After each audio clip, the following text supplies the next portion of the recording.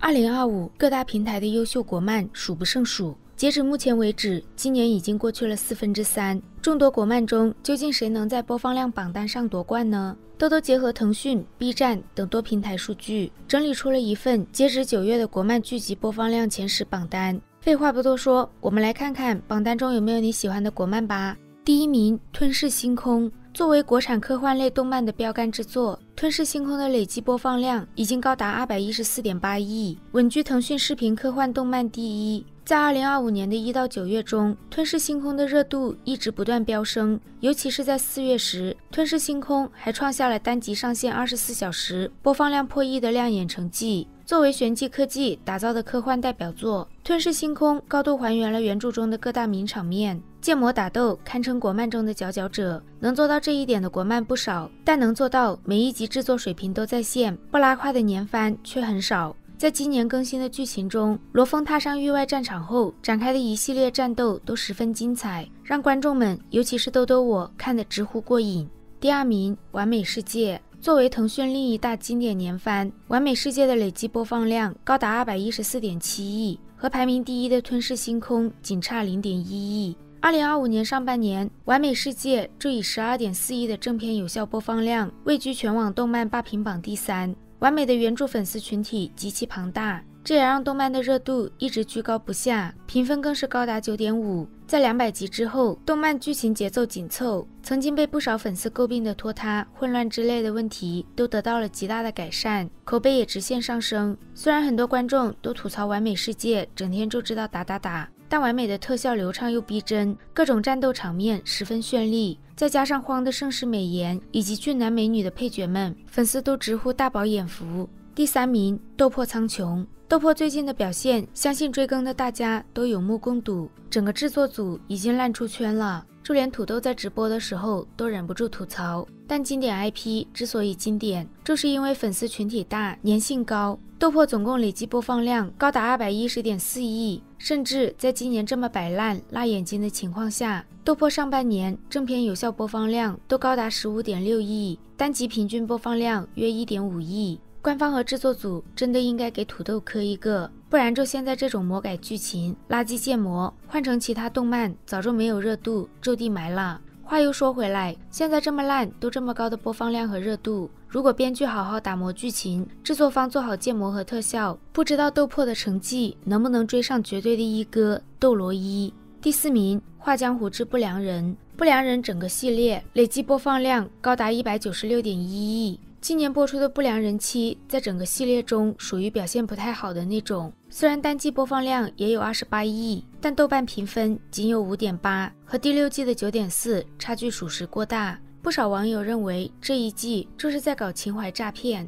不良人被称为国漫权谋武侠第一，第7季以漠北棋局为核心，讲述了不良帅李星云和4大师祖联手破局，但实际上这一季的权谋戏份又少又儿戏，情感纠葛和日常情节占比过大，差点将不良人曾经打下的江山给毁了。好在不良人的粉丝粘性高，相信只要下一季好好做，还是能够重回巅峰的。第5名，《神印王座》。神印王座累计播放量高达112亿，在今年的1到9月中，神印王座的热度一直稳居腾讯国漫前列，独特的骑士设定也一直在给主角吸粉。神印王座的故事围绕着主角荣浩辰展开，虽然很多人觉得动漫剧情节奏有问题，部分剧情不是被魔改就是注水，还戏称神印王座是恋爱王座，但有原著庞大的粉丝基础在，以及特效和建模也都做得不错，又很好的把控了大部分粉丝的爱好，所以即便是在竞争如此激烈的市场中，神印王座依旧占据了一席之地。第6名，《牧神记》。自2024年10月一开播，《牧神记》就以其独特的暗黑国风美学崭露头角。截止到今年9月，不足1年的时间，《牧神记》累计播放量就高达75亿，追番人数近500万。在拥有如此庞大的粉丝追更下，《牧神记》的豆瓣评分还一直在8.8分左右，口碑十分稳定。水墨暴力美学的打斗场面和克苏鲁风格的诡异世界观，让《牧神记》在众多优秀国漫中极具辨识度。《牧神记》在2025年荣获第3届中国动漫大会优秀动漫作品推介、最佳动画美术设计及优秀电视动画片。《牧神记》的制作方是大名鼎鼎的玄机科技，这一次玄机以黑、红、金为主色调，营造出神秘的氛围。这种大胆的美学尝试打破了国漫固有的审美框架，再加上故事设定新颖，打破了传统动漫的套路，传递了努力胜于天赋的价值观。这一切的一切都让《牧神记》成为国漫的新标杆。第7名，苍原图。苍原图自开播以来，全系列累计播放量高达68亿，可谓是国漫中绝对的黑马。它凭借着独特的水墨国风加唢呐摇滚融合，一上线就热度飙升，吸引了不少观众。苍原图创下优酷站内历史最高热度，也是优酷历史最快破9000热度的动漫。苍原图是一部围绕主角梦川展开的群像剧，不管是对不起的小鸭子，还是元宝兄妹、纯爱战士宗沙和他的公主殿下，死在葛璇手中的萧锦瑜和他的养女智化，他们都有独属于自己的魅力。他们下线的时候给观众带来的伤心也都是实打实的。苍原图的原著比起那些头部 IP 知名度要小不少，但神漫用拳拳到肉的打斗设计和鲜明的国风特色，让苍原图成为了不少观众的意外惊喜。第8名，凡人修仙传。截止到今年10月，凡人已经播出了160多集，累计播放量突破了50亿，是 B 站绝对的年番霸主。其实凡人很受平台的限制，它要是放在腾讯视频，播放量绝不会只是翻一番。当然，放腾讯的话，凡人可能也不会有现在这个口碑。7月开播的重返天南篇，口碑和热度双丰收，豆瓣评分高达9.6，是凡人整个系列中最高的。还立一个结音，直接干崩了 B 站，甚至在微博热搜上霸榜了几天。凡人在今年不仅成为首个实现腾讯、B 站以及豆瓣3大平台3冠王的国漫，还荣获了2025微博文化之夜年度国漫 IP 的大奖。结音后的韩立挥手镇压6名金丹后期修士，终于不再是当初退后一步将众人护在身前的韩老魔。第9名，仙逆。仙逆自开播至今仅仅播出110集，累计播放量就已高达25.6亿。仙逆在上半年展现出了强劲的爆发力，仅上半年的正片有效播放就高达18.2亿，直接登顶国漫有效播放量榜首。仙逆改编自耳根的同名小说，王麻子那么努力修炼，为的就是救活他的爱人李木婉，但很不幸的是，他在复活李木婉的过程中爱上了其他人。这边建议大家都向隔壁老大哥唐三学习一下，他复活爱人就真的是除了这件事之外，其他一概都不是事儿。